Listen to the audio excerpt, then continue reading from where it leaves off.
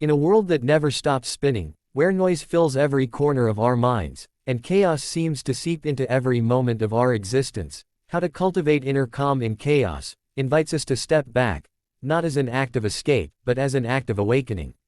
This book is not merely about finding peace, it is about remembering the quiet sanctuary that already lives within us. It guides the reader on a journey inward, a journey to rediscover the stillness beneath the storm, the light beneath the confusion, and the clarity beneath the noise. The author begins by painting a vivid picture of the modern mind, restless, overloaded, and constantly distracted. We wake up to the vibration of our phones, scroll through the worries of the world before breakfast, and measure our worth by the speed of our responses and the weight of our to-do lists. Chaos, the author reminds us, is not just outside us, it has become internalized. It beats within us, shaping our thoughts, emotions, and reactions. But within this turmoil lies a sacred opportunity to transform our relationship with life, to move from reaction to reflection, and from anxiety to awareness.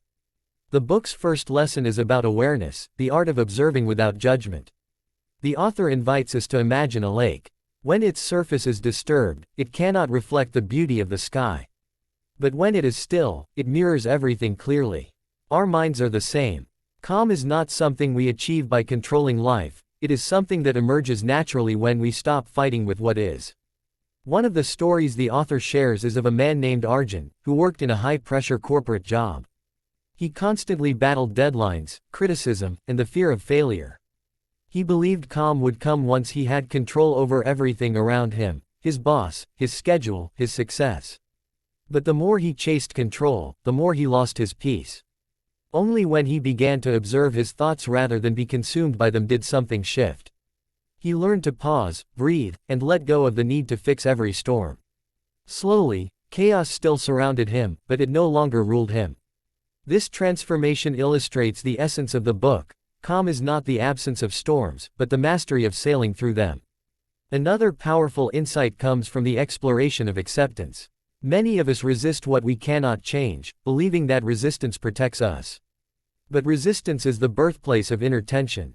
Acceptance, the author explains, is not resignation, it is the intelligent choice to stop draining energy into battles that cannot be won. Through acceptance, we reclaim our strength to act wisely. The book shares the example of a woman named Layla, who lost her job unexpectedly.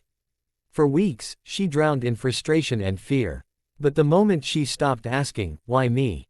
and began asking, "What can this teach me?" she found herself guided by a strange peace. Within months, she started a small business inspired by her lifelong passion, something she had never dared to do before. What seemed like chaos was, in truth, an initiation into clarity. Acceptance transformed her suffering into growth. The next key message is about detachment, not coldness, but freedom.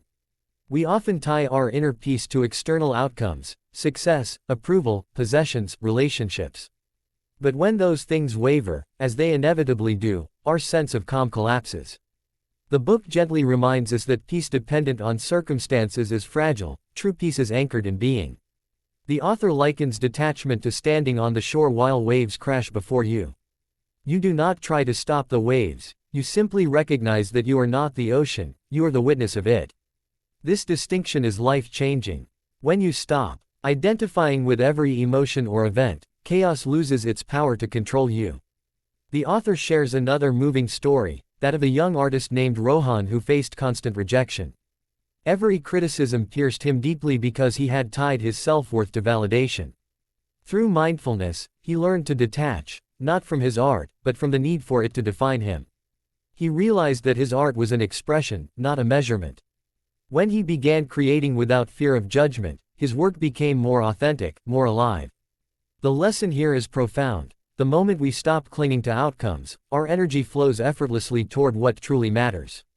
Another deep theme explored in the book is presence, the sacred art of being fully here, in this moment.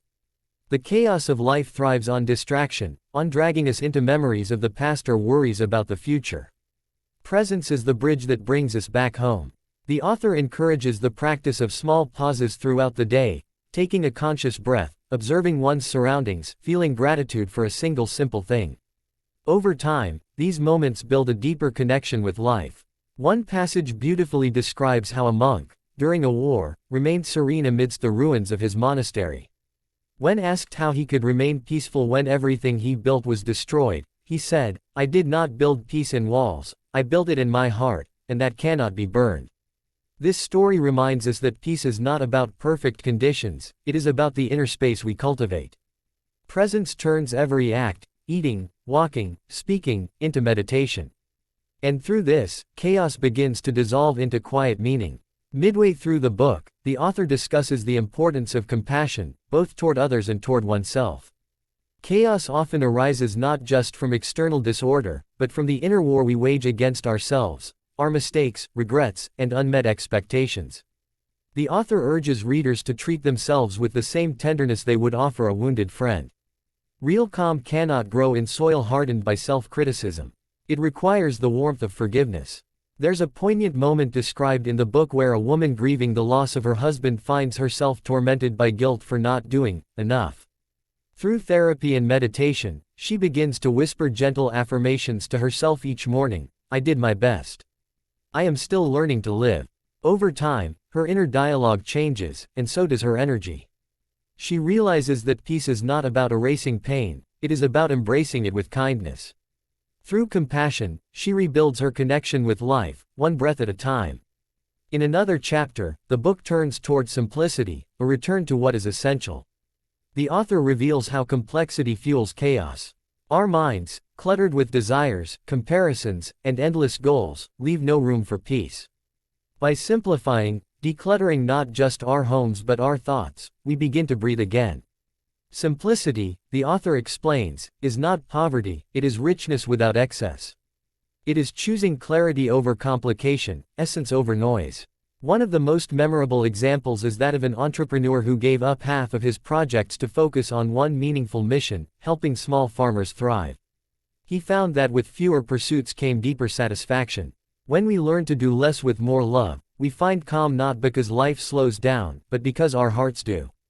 The book also explores the power of silence.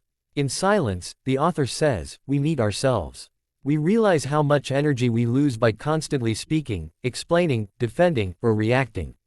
Silence becomes a teacher, revealing that calm is born not from having answers but from resting in awareness. The author encourages readers to create islands of silence each day, moments with no screens, no sound, just stillness.